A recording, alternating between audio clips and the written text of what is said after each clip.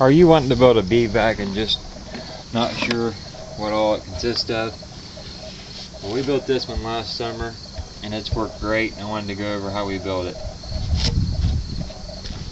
Okay, what I did is I took a medium box, an old medium box, nailed on a piece of 3/4 plywood on the bottom. It wouldn't have to be 3/4, you just want it strong enough that it doesn't flex with the suction. I glued it on, nailed it on, it's permanent. On the top, I took a piece of window screen and I tacked it down with staples all the way around, and then I put weather strip. And what that weather strip does is it gives it a nice tight seal between the deep box that you're going to use and the bottom box, the medium. Same thing on the lid.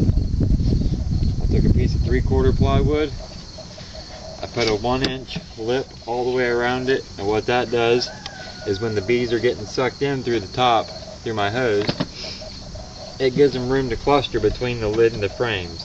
I noticed before we did this, we just had the piece of plywood laying flat on there, and the bees were getting stuck between the frames and here, and it was plugging up. So I advise that you put a lip on it all the way around, 1 inch, weather stripping on it, and I had some pieces of plexiglass I put in here so we was able to see inside the box without opening it. In the middle here, I've got a hole. This is where my suction hose goes that I will be using to suck up the bees. Plugged right in here. You want to make sure you got a nice secure tight fit. You don't want it coming out while you're in the middle of your job. Down here on the front, got a 2¼ inch hole, which is where my big shop vac hose plugs in.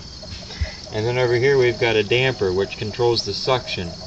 All the way open, there's hardly any suction on my hose here. When it's closed all the way, you'll probably kill a lot of bees, so you don't want it closed all the way.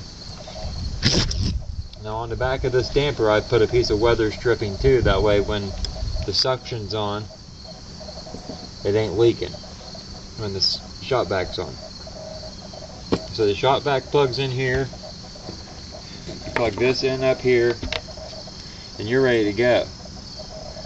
Turn your shop vac, or plug your shop vac in, and I'd advise that you start with your damper all the way open and then slowly close it to get your desired suction.